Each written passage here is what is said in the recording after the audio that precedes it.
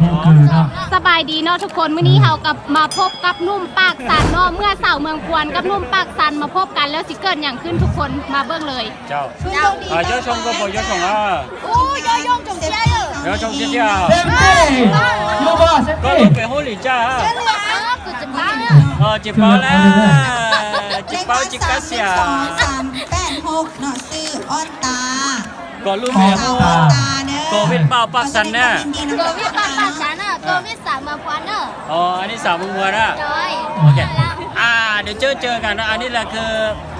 สาวเมืองมัวโซแซนอันนี้เป้าโควิดน้อยเป้าปักสันนี่เจ้าวันนี้เอามางานเนี่ย อุ้ยมางานสถาบันเลย โอเคสำหรับผู้โชคดีของเรา หรือว่าอีกอย่างหนึ่งว่า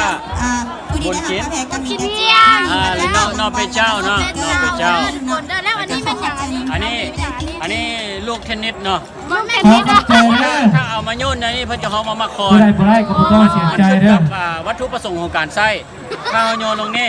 เวลาเอาไปดึกเนี่ยกระเจ้าก็ห้องว่าเอ้ย อุ้ยไปแล้ว มันลุดมือ มันไปแล้ว เวลาเขาไปบุญนี่เขาจะเอาไปดึกป๋องเนาะเอาไว้ไปดึกป๋องโอเคสุดยอดคือกัน น่าจะได้หลาย เวลาได้ ยอดเลยเนาะ เสียงเพลงลูกจาก แต่ว่าวันนี้เราก็มีมากอันนี้เนาะมันจะบอกว่าผู้เบาจะคนสองคนนะ เป็นกระจัง เดี๋ยวเอามาประสานไปก็ได้บ่มีเวลา ไม่ได้สงสัยสิได้เบาปากสั่นอยู่เนาะ ซิงโกออนไซต์ ซิงโกออนไซต์มัน แม่ลิ้นมาทำไมระบบ ชนะโปรเตนนะครับไปตามด้วยตัวอย่างรอเฮ้ ขอบใจเด้อขอบใจหลายๆเด้อผู้เบาปากสั่น